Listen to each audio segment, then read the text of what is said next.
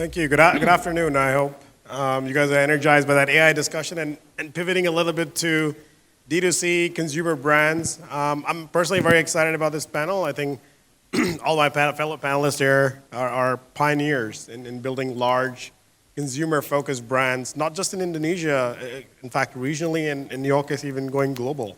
Lots to learn. I'm new to Indonesia as well. This is my second trip here. And in my past life, I used to work for Shopee, so I have some nuances from there. Hopefully, we can all learn from pure experiences. Maybe I start with asking a question that's on top of my mind, right? So if you look at large outcomes that have come out of Southeast Asia, they've largely been in B2C tech-enabled businesses, whether it was Shopee, it was Lazada, Grab, etc., right? In your view, as you're scaling your brand, and for the D2C business in specific, right? Is that a necessity to have a Southeast Asia-wide span to build a multi-billion-dollar business? Or is it more trying to find a product market fit that potentially could be outside of Southeast Asia? I mean, what are your views in getting there, right? Maybe I start with you first, Edward. Hi, everyone. Pleasure to be here. So is expanding regionally a necessity?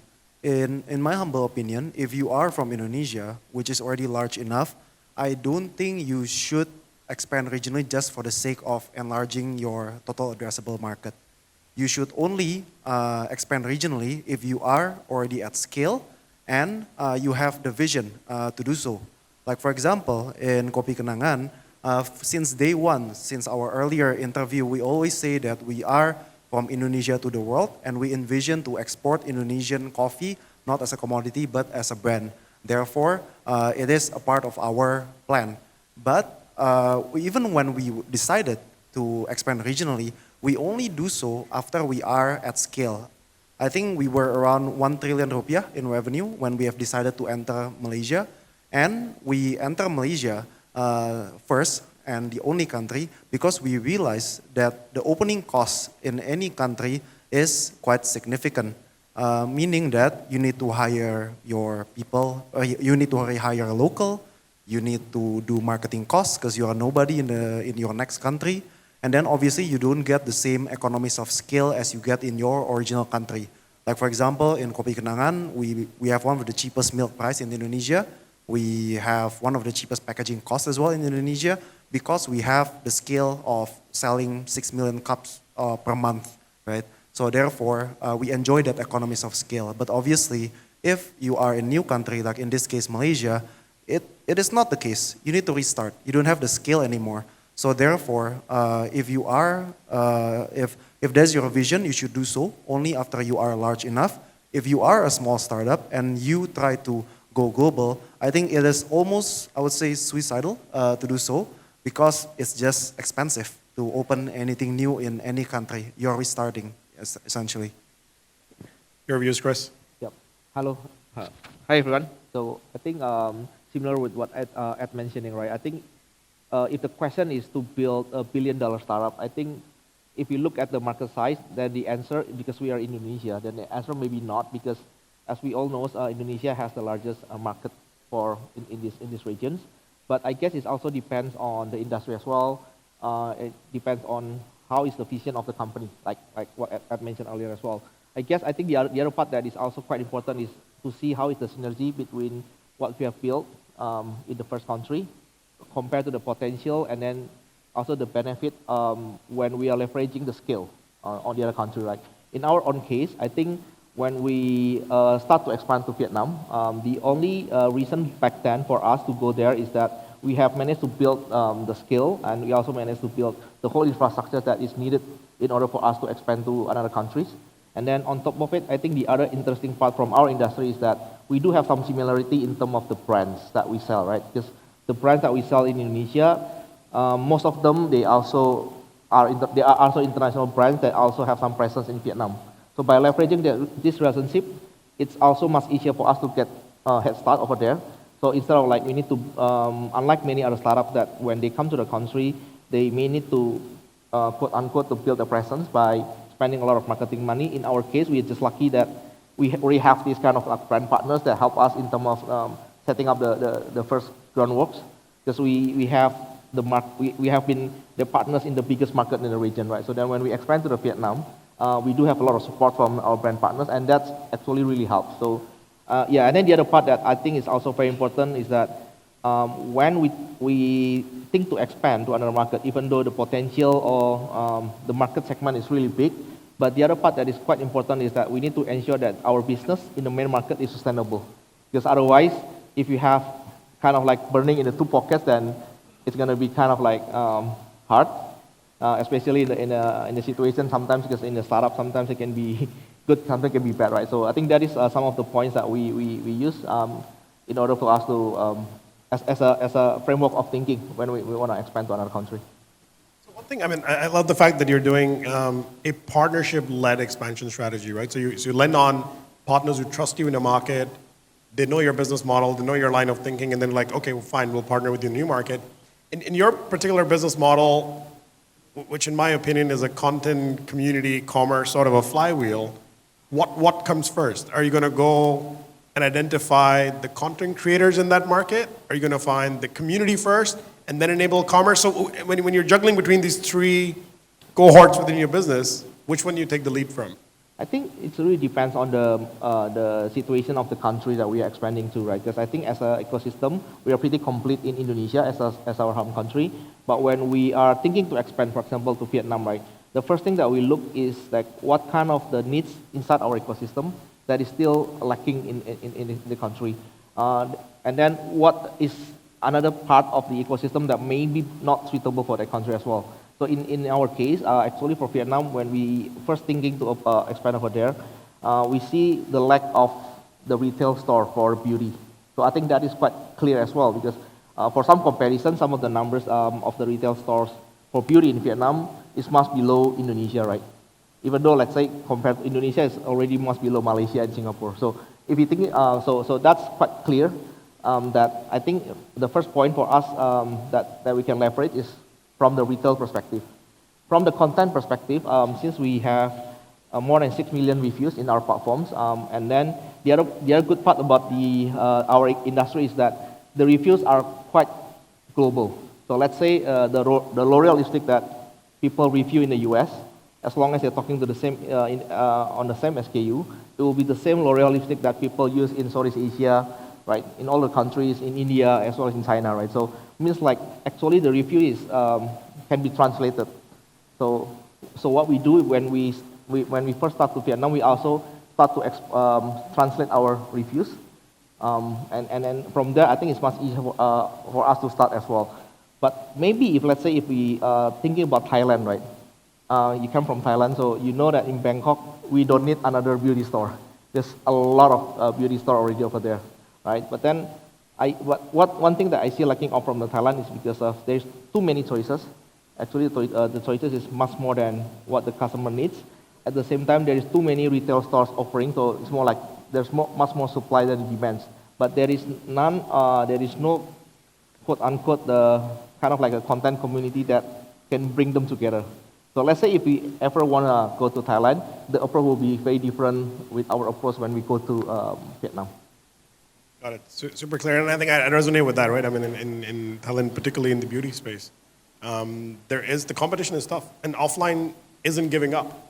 Yes. You know, with the influx of online and TikTok and influencers, everyone thought, okay, maybe the shift in consumer spending is going to go online, but offline market is very competitive. And I think the influx of newer brands globally just keep coming in, and I think the first strategy to go to market is always offline. Yes. So Thailand is a bit of a unique market, and thanks for sharing your perspective. Chrissy, for you, any thoughts on?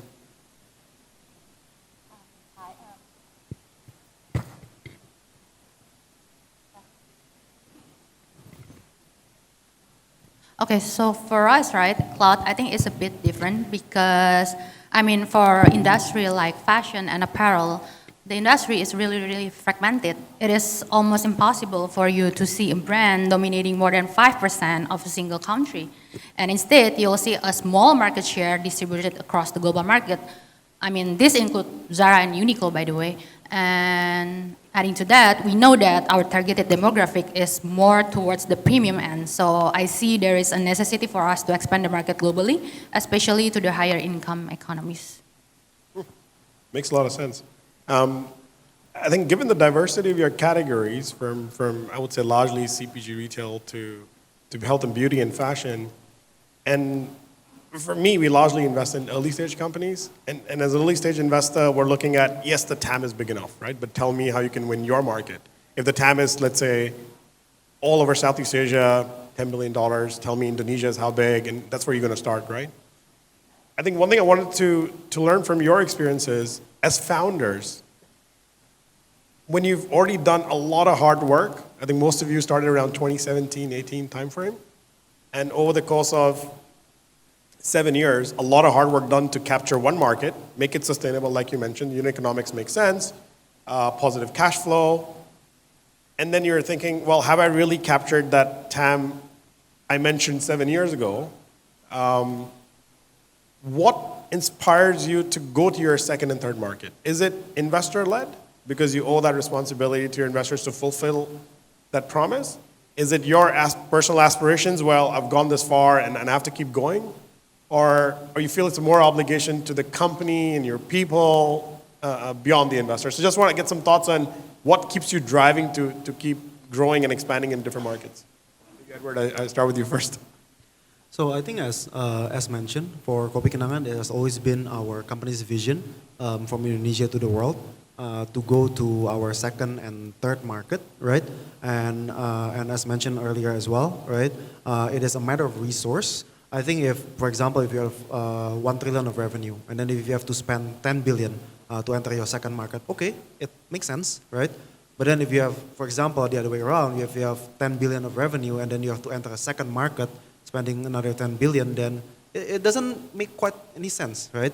So it's a matter of resource where you are in your journey, and then you have to make sense the second market as well. The reason why we enter Malaysia first rather than Singapore, because we know that the cost of filling in Singapore is quite high. I think generally, if you go to a city like Singapore, Hong Kong, or Korea, then obviously the cost of opening a new market will be higher. And we realized that I think Malaysia is a sweet spot, I would say, right? You can charge higher than Indonesia. Roughly the price is 75% more in Malaysia. But then the cost of opening a store is not significantly more, maybe roughly around 50% more. So we like that fact, and that is why we decided to enter into Malaysia first. And our board agree as well, right? Because the cost seems to make sense. And that's why we open in Malaysia, and we are already at around 80 stores in Malaysia and Singapore today, and we envision to have 200 by next year. Sorry, if I can ask one more tactical question. So let's say Malaysia as an example. Is it you going to your investors and board and saying, this is the bet I want to take, come back me with capital and your trust? Or is it the combined mutual agreement based on some analysis to say both sides agree that this is the next market you should go to? I think it comes from us because it's led by our vision, right? And of course, we did quite a lot of studies as well. I think BCG led that study, why we should enter Malaysia, and does it make sense for us? What is the strategy? We did all of those and presented to the board, and we got their approval to open our second market. Yeah. Cool. Thanks. Okay. So I think for us, the push is always not really coming from both sides, but it's more like coming from the necessity and then the logic of the business, right? Because at the end of the day, actually the TAM for Indonesia market itself has been growing, especially in our industry. So it's not only that the market itself is not really, we haven't really finished the market that we are starting in, but then for us it's more like how can we use the leverage that we already built, the whole infrastructure that we already built, and then push it into another market. Actually, when we did the expansions, back in 2021, we did two kind of expansion at the same time. So the first one, we did expand it to another geographical area, which is we entering Vietnam.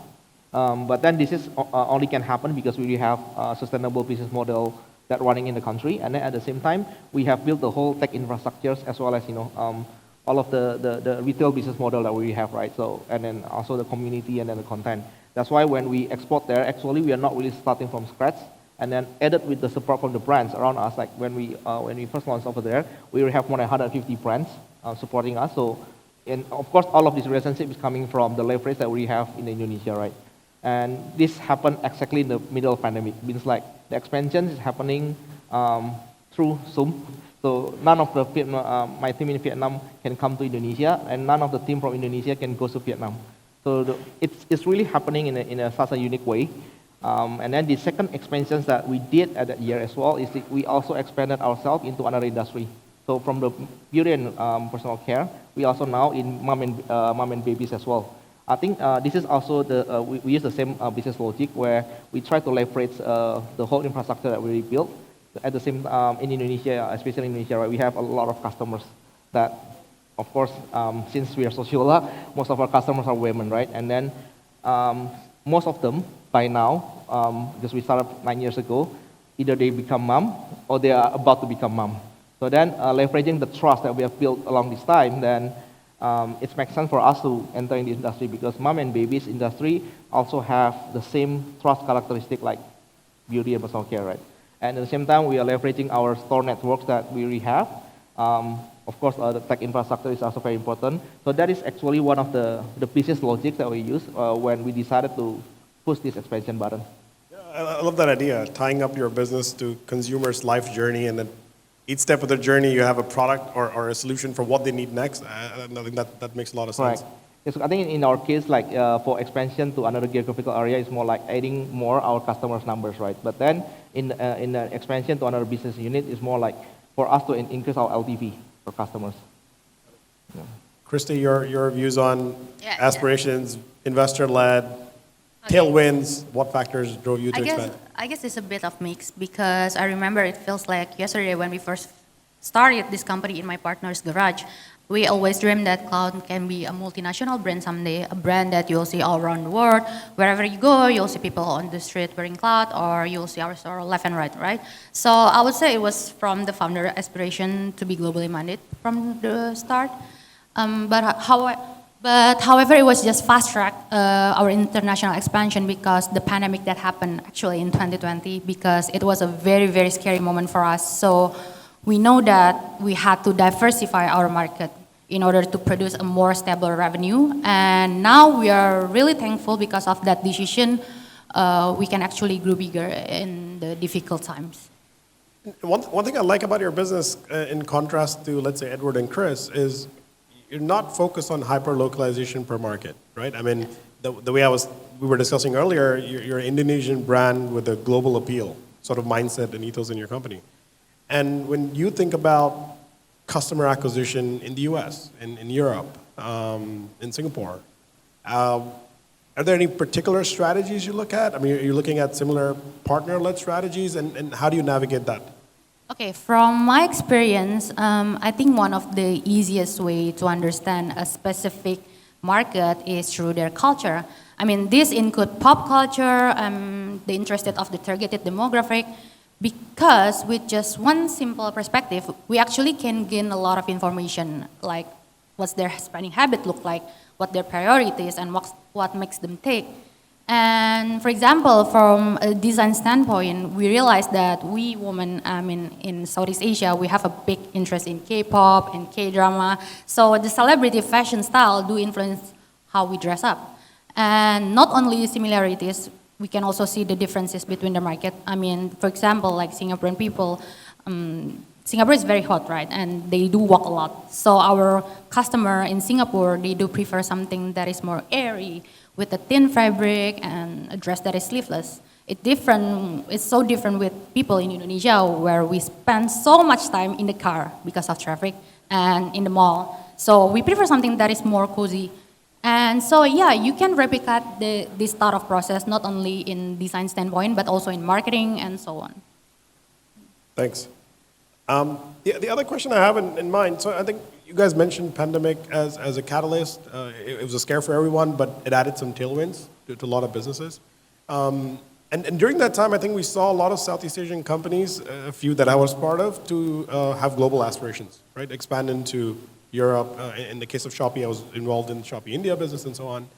And I think over time, a combination of either decide to fail fast, it's not working, it's not the right time or the right move, and in some markets you double down, I mean, in Shopee's example, it was Brazil, right?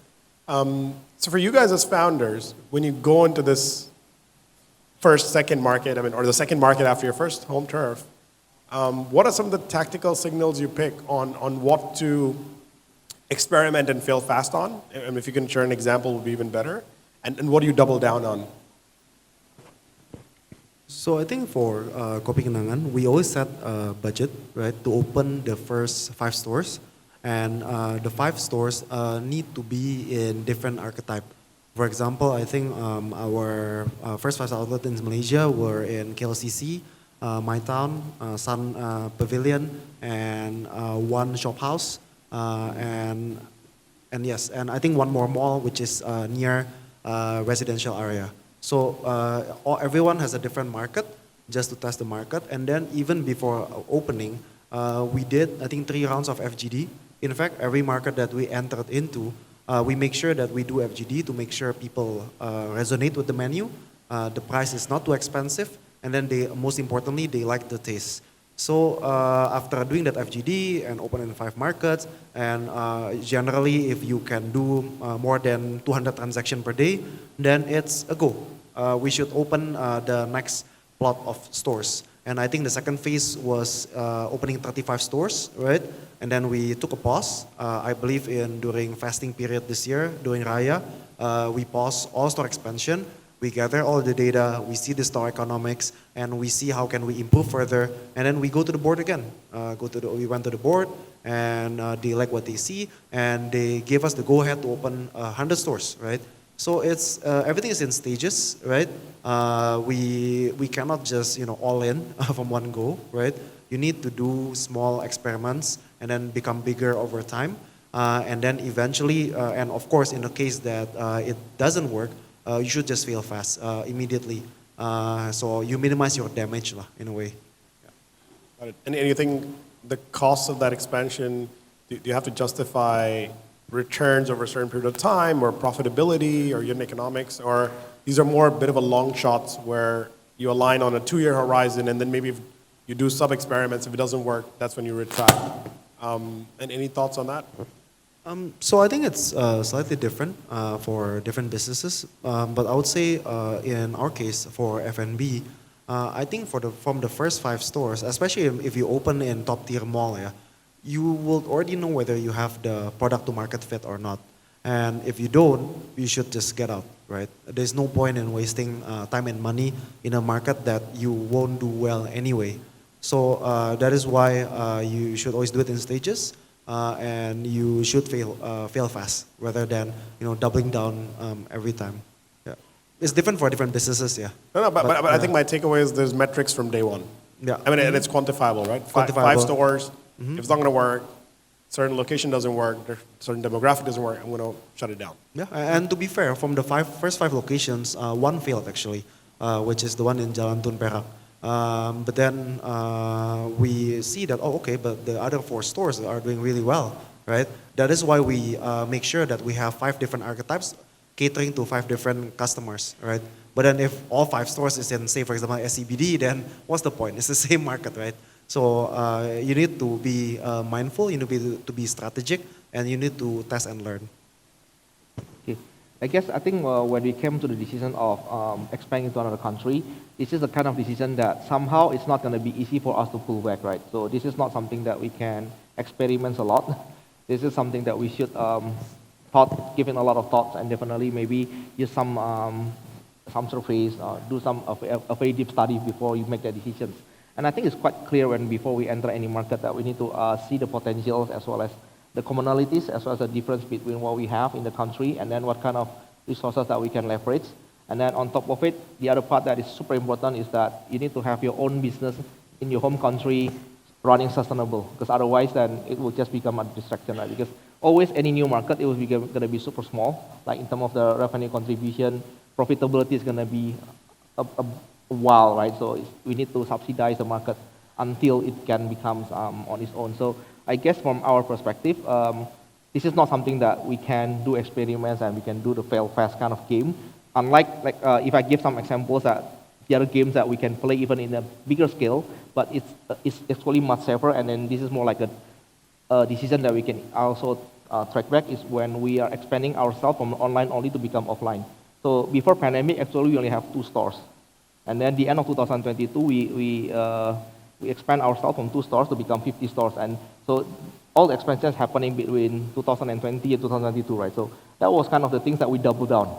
But because since this is something that's still happening in our hometown, then actually the decision and then whenever we need to pivot is much easier compared, let's say, if we really do big and double down in another country, right? Because when we first expand to Vietnam, there's a lot of things that we need to set up at the beginning, like all the regulations and set up a company, set up an entity, hiring people over there, try to match the culture between the people over there in Indonesia. That's a lot of work. So if we do some trials in that part, then it's going to cost us a lot.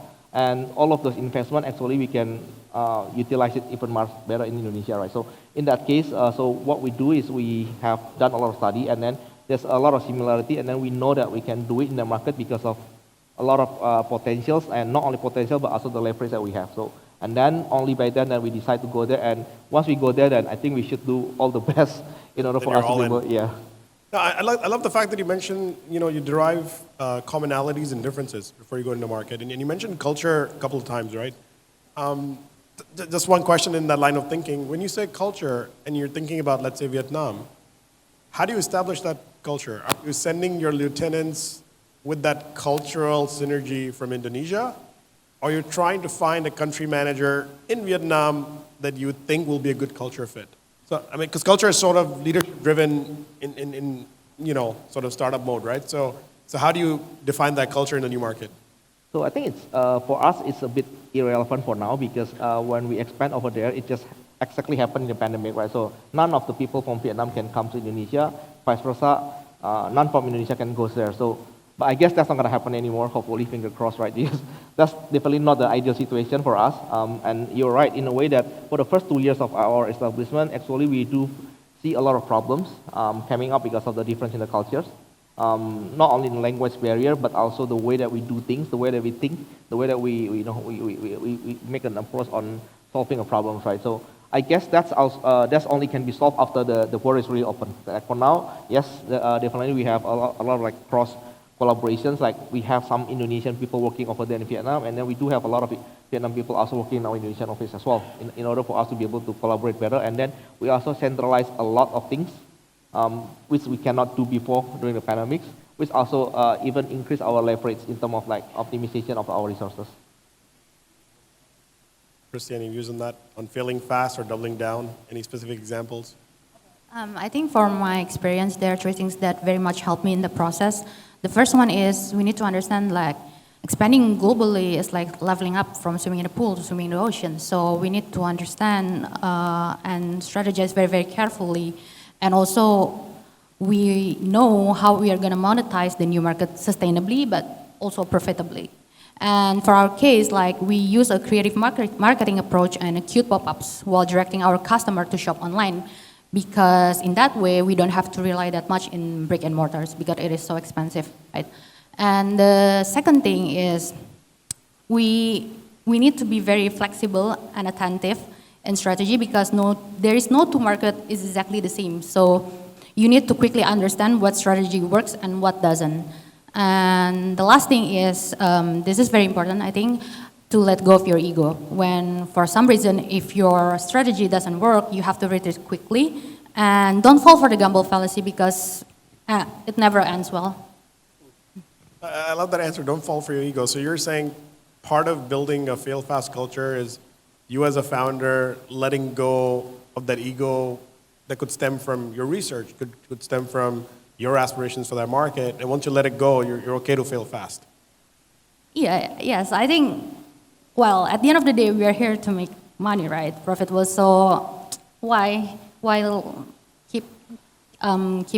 keeping your ego? I mean, Makes sense. One question for you, Edward. So I think we mentioned about like commonalities and differences, right? For your line of work, as you build these massive coffee chains, and now you're over 1,200 stores. What commonalities do you leverage on from your Indonesia business as you're in these 3 markets?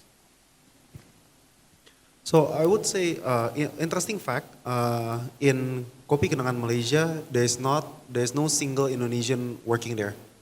They're all Malaysian actually. Granted that they come from a suitable background, like Starbucks, Pizza Hut, and more, right? Because we do believe that Southeast Asia is not homogeneous. It's made up of like 11 different countries with 11 different cultures, right? So therefore, for expanding regionally, you need to understand that it is mostly differences. So the only thing that we leverage on our international expansion, right, is that we have this thing called shared service or COE, Center of Excellence in Kopi Kenangan. So meaning that even though we open in Malaysia or Singapore, they don't actually have anyone in finance or anyone in HR, for example, just ops HR maybe. Why? Because we need to leverage what we already have in Indonesia as the shared service. Because finance is IFRS 16, accounting finance is similar everywhere globally, right? At least in Southeast Asia using IFRS. HR, I mean creating policy or HRIS, it's all the same globally. Then it's okay. You can use people from Indonesia, leverage your bigger team in Indonesia, but then marketing, operation, general management must come from their own country because there is more differences than commonality in any country that you are entering into. Yeah. Cool. Thanks for sharing. I'll open the floor for Q&A if anyone has questions. Feel free to shoot them now. I don't know if there's a mic going around.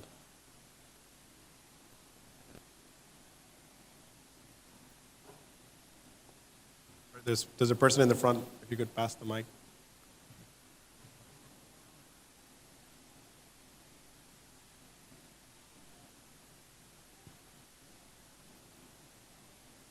Okay, thank you so much. My name is Bella. I'm from Multimoda Trans Indonesia, a freight forwarding company, actually.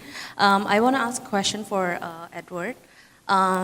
So I'm actually graduated from Malaysia, and then I just want to ask, like, how, because I know that the culture, like the coffee culture, I'm not sure if it's still relevant nowadays, but the coffee culture in Malaysia is not as huge as in here. And then people usually go, back in my days, in my uni days, people usually go to like Starbucks, and then we have like VCR in there, and etc. Like, how do you convince like the local markets in there to buy Kopi Kenangan, a local Indonesian coffee, into, yeah, how do you convince that? How do you deal with that? Thank you. So I think, first of all, actually the coffee culture in Malaysia is a lot more than Indonesia, I would say. Because based on our data, there are 24 cafes per million people in Indonesia, and then there's over 100 cafes per million people in Malaysia. Meaning that actually there are more cafes concentration in Malaysia than in Indonesia. That's one. And then number two, even though there are a lot of cafes in Malaysia, a lot of them usually use this exact same recipe that their global headquarter uses. For example, a cup of latte that you have in, say, Starbucks is the same in KL, Jakarta, and in Singapore. Yeah, there's no difference. But then for us, we embrace locality. We go hyperlocal in any country that we are in. Therefore, before we even enter Malaysia, open the first store, we did 3 rounds of FGD to make sure that people in Malaysia love the taste. Because at the end of the day, it's a taste business, right? You need to make sure that people like it. That's why actually if you go to Malaysia, the taste is usually less sweet than Indonesia generally. And then they like a smoother coffee. That's why actually in Malaysia we use a double shot Arabica instead of what we use in Indonesia. And so far, because we adjust the recipe accordingly, people in Malaysia quite like it. And I think because we have quite a bit of presence in Indonesia and a lot of Malaysian enter into, travel to Indonesia, people have seen the brand before and they tried it when they go to KLCC, for example. And of course, from that visit in KLCC, people like it, and then people come back and order coffee again with us. So you just need to make sure that you embrace locality, you go hyperlocal. I think you should be fine in any country that you are in, yeah, for the most cases. Thanks, Edward. Any other questions from the floor? Okay, maybe I'll keep going. I have a couple more interesting questions. So I think all the businesses that you guys are in, health and beauty, fashion, beverages, very personalized to individuals, their lifestyle choices, their taste. There's a lot more conscious sustainability, environment-focused buyers in the market now. When you're developing your marketing strategies, I mean, of course, in your home market, you figured it out with different A/B testing, right? In new markets, when you're figuring out particularly your marketing strategy, how much of it is reliant on influencers and KOLs versus replicating the recipe that may have worked back home of mass marketing or partnerships? Maybe Christy can go first, just to mix it up. I think from what I said before, like we first understand the culture first, and then like I mentioned before, we Asian women, we really look up to the celebrity K-pop and K-dramas. So in marketing we work with some of the international influencers to influence their community, and other than that. We also see the differences between the culture as well. Like Singaporean, like they are more technical and then more data oriented, right? So we always emphasize to our Singaporean influencer, for example, like you have to explain more details in the sizing, how it fits before to their community. Okay, thank you, Chris. Yes, I think in our case, it depends on whether this brand is like a global brand. Because if it's a global brand, then definitely they already have their own brand ambassador globally.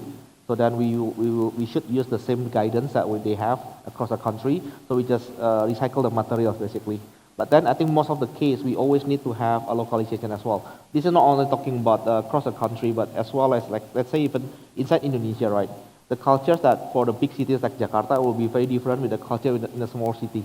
So then definitely what we usually do is that we will have like more like a national KOL or influencers in order for us to be able to get the spread first, and then in order for us to be able to get into even a deeper penetration, then we need to ensure that we also working with the local KOLs in the cities or in different countries. So we do work some of the collaboration as well, and then again what we try to do is always leveraging the two ecosystem, right? So then what we do is like we have a KOL in Vietnam that's singing the same song like with the KOL in Indonesia with a different language, and then we will mix the song, and then we basically play that along in the two in the stores, whether it's in Indonesia or Vietnam. So those are kind of things that I guess is going to be kind of like relevant in especially in our business.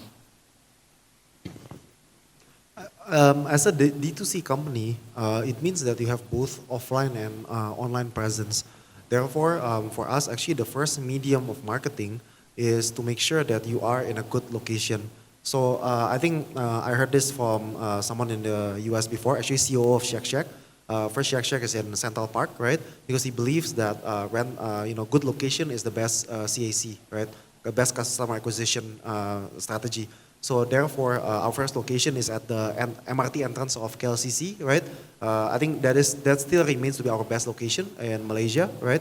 And therefore, in our first location, despite only inviting a handful of KOL, we were still able to garner quite a lot of attention to make people try Kopi Kenangan in the first few months of opening in Malaysia. Same with Pavilion. I think we are near the food court, right? Or in my town, we are at the mall lobby. So we make sure that our first 5 locations are carefully curated to make sure that they have good foot traffic, right? And they are in tier 1 mall where people from all over KL go into those malls, and the travelers as well. Yeah. Cool, thanks a lot. I just want to do last quick 30 seconds, and this question could be in your category or outside your category, but what is the one trend in consumer spending or D2C that you're watching? Could be regional, could be global. What's that one trend you're really excited and you're following that trend?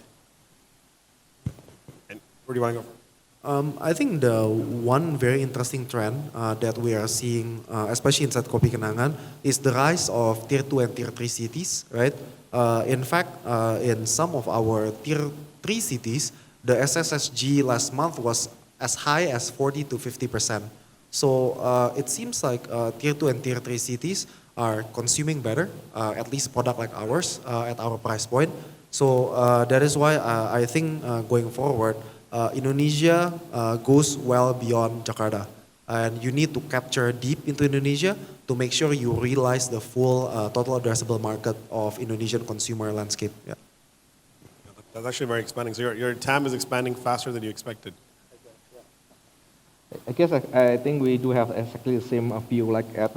We do also expand it very rapidly into the third tier, fourth tier city in Indonesia as well, especially outside Java Island. And we also see the same thing. So this is also verified by us as well. Like the numbers in the second tier and third tier city are really growing as fast as, even actually faster than Jakarta. But I think one of the things that we can see the connection between the information here is that we see that the middle class income, actually they start to spend much more into the tertiary kind of needs, right? Not only like the primary or the secondary one. So in our case, then we are aiming that I think in the next 3 to 5 years, there's going to be a lot more categories coming, a lot more innovations coming as well, and then yeah, it's going to be quite interesting for us. Okay, I think for cloud, right, because we are in fashion industry, I think as long as people expect it to be fully clothed, the fashion industry will keep on growing in correlation with population growth, consumerism. So I think for us, right, I think one thing that we have always keep in mind is always to be adaptive and flexible because consumer taste and preference will keep on changing, especially on this digital age. Cool. Well, we're over with time. Thanks a lot. I really appreciate it. I want to wrap up with my three top of mind learnings from this. First one is sustainable growth. I think it sounded like all of you made sure your first market was stable, unit economics worked, you were using healthy positive cash flow from a market to then take on the risk for market 2 and 3. That was one for me. The second one was also quite interesting of how you all focus on commonalities and differences from your A market going into other markets. And culturally, you always try to hyper-localize for that market, whether it's your marketing strategy, whether it's your people strategy and culture strategy, which I really liked. And the last takeaway was, in the question that I have, if I'm a young founder in Indonesia building in D2C space, maybe I should start from tier 2, tier 3, if the growth numbers are from there. Maybe Jakarta and is populated and it's competitive. So yeah, those are my 3 takeaways. Thanks a lot for your time and thanks to all of you for listening in. Thank you.